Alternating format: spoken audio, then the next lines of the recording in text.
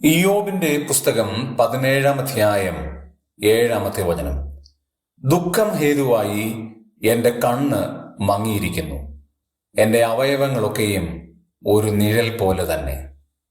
ഇയ്യോബ് ദൈവത്തോട് അപേക്ഷിക്കുന്ന അപേക്ഷയാണ് 17-ാമത്തെ അധ്യായം. അവിടെ ദൈവത്തിന്റെ ആത്മാവ് രേഖപ്പെടുത്തിയിരിക്കുന്ന ഒരു പദം ഇയ്യോബിന്റെ ദുഃഖം ഹേതുവായി തന്റെ കണ്ണ് മങ്ങി എന്നാണ്. എന്തുകൊണ്ടാണ് തനിക്ക് അത്ര ദുഃഖമുണ്ടായത്?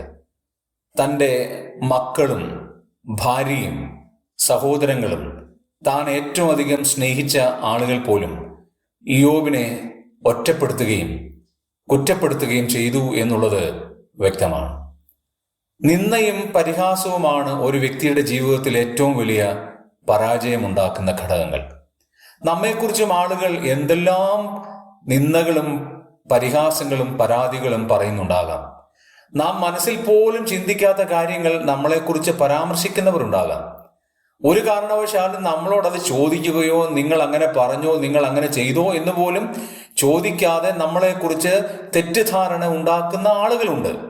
നാം ഏറ്റവും അധികം സ്നേഹിക്കുന്നവർ പോലും അങ്ങനെ ചോദിക്കാറുമില്ല, പറയാറുമില്ല. അങ്ങനെ ആകുമ്പോൾ നമ്മുടെയും ദുഃഖം ഹേതുവായി നമ്മുടെ കണ്ണ് മങ്ങിയിരിക്കുന്ന ഒരു അവസ്ഥ ഉണ്ടാകാം.